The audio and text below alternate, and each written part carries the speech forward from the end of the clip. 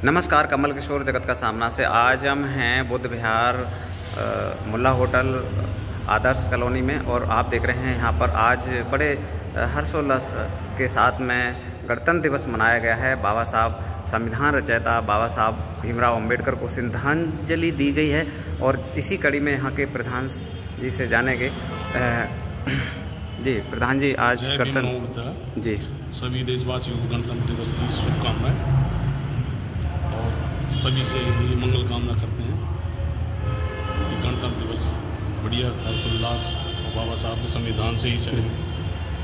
बस हमारे साथ में मानवर जी पहुँचे हैं। आज गणतंत्र दिवस है, क्या कहना चाहेंगे इस अवसर पर सभी देशवासियों को? क्या मैसेज है? दिवस के लिए गण एक राज्य होता है, एक देश होता है और तंत्र हम प्रजा होते हैं जी। इन सब ने मिलकर के, इन प्रजाओं ने मिलकर के एक गढ़ को इतना मजबूत बनाना है कि दूसरा परिंदा इसमें पर न मार सके। Thank you. हमारे साथ में हैं मोहनलाल सम्राट, जो बहुजन समाज पार्टी के बहुत ही कर्मठ और जुझारू कार्यकर्ता हैं। इस एज में भी लोग रिटायरमेंट के बाद में बिस्तर पर होते हैं, लेकिन ये लोहा मनवा देते हैं जो मनुवादी सरकार हैं उनका, और हमेशा तन मन धन से साथ खड़े होते हैं।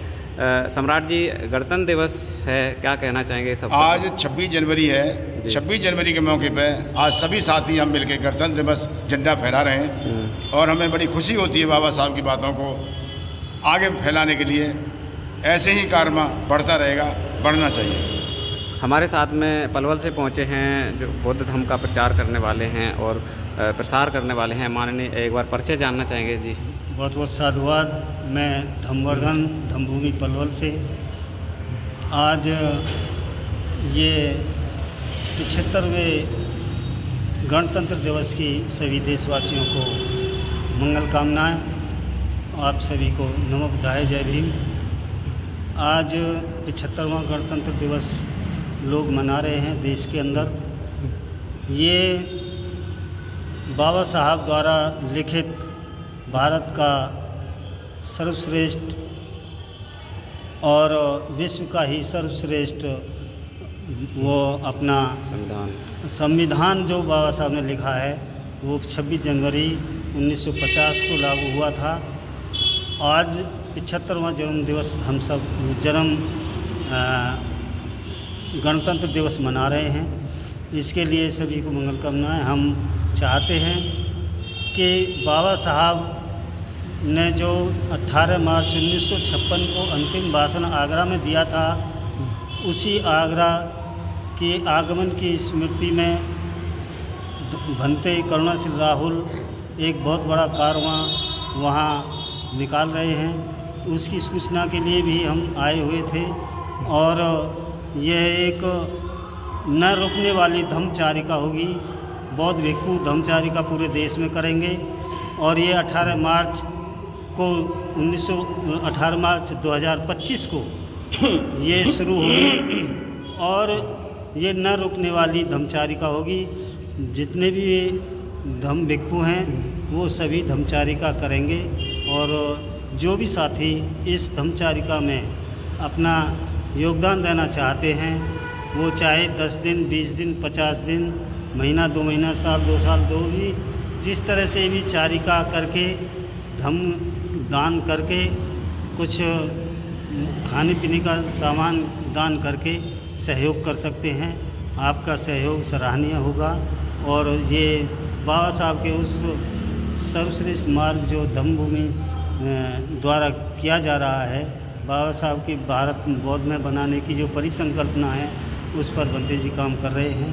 इसलिए आप लोगों से अपील है कि आप लोग सभी 18 मार्च को पहुंचकर उस धम्मचारिका में अपना सहयोग करें।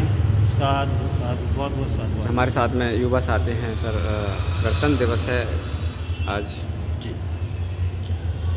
आज पूरे भारत भर में गणतंत्र दिवस मनाया जा रहा है और मैं सबसे पहले कहूँगा कि जितने भी आपके दर्शक हैं मैं उनको सबको गणतंत्र दिवस की बधाई देना चाहूँगा। वर्तमान संदर्भ में जैसे हमारी टीम के साथियों ने बताया है जी, कितना लंबा अरसा हो गया है। अब रिपब्लिक भारत है, लेकिन उसके बावजूद भी आज अगर आप एक देखेंगे हमारे देश में जातियों का जो सिनेरियो है इतना ज़्यादा उभर करके सामने आया है। हर आदमी अपनी गाड़ी के ऊपर एक जाति का ठप्पा लगा करके चलता है, जबकि भारतीय संविधान में सभी लोगों को बराबरी का दर्जा दिया गया है। जी आज सांप्रदायिकता इतनी ज़्यादा हावी हो गई है।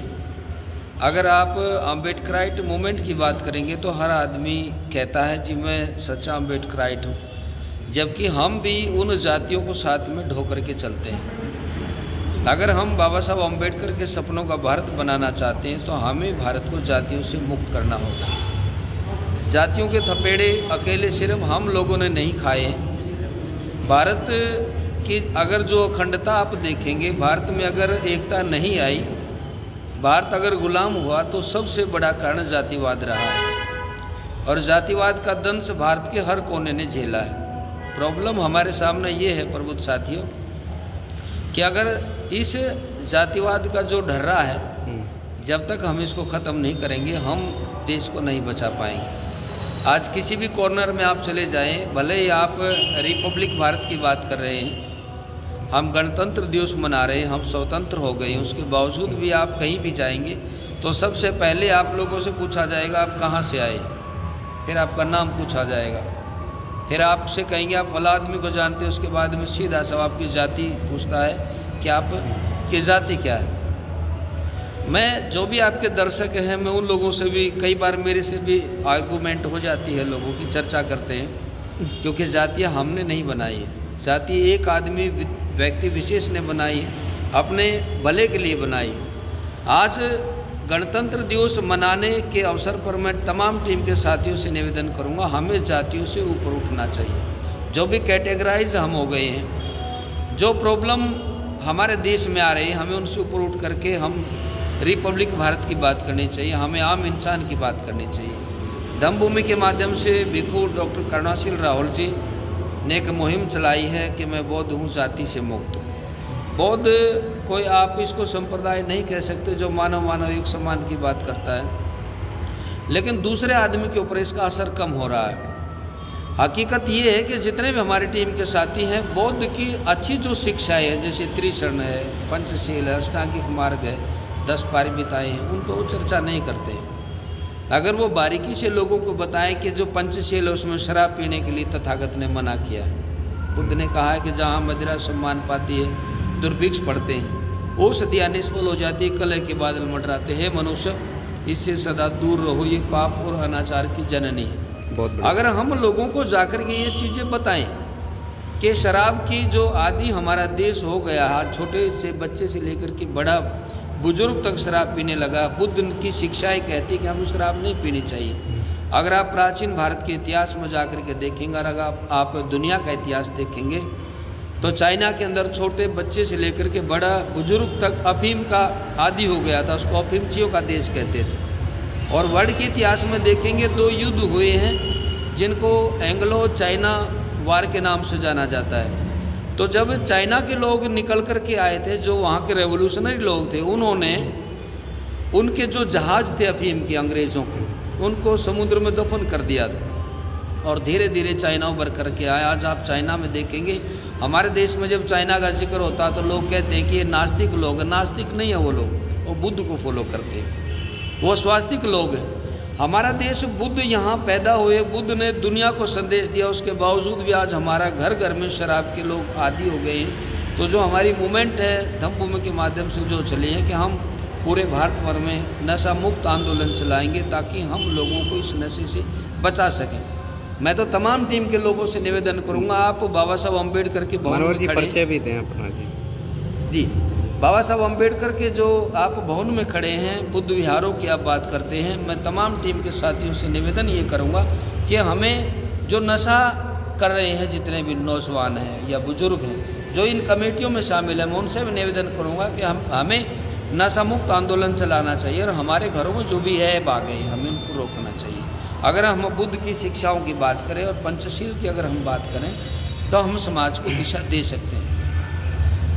मेरा नाम मणि कुमार है, मैं भिक्खु डॉक्टर करुणाशील राहुल जी हमारे शास्त्रा में उनके साथ काम करता हूँ। लंबे समय से धम्मभूमि के मूवमेंट में मैं रहा हूँ और आज भी मैं उनके साथ ही काम कर रहा हूँ।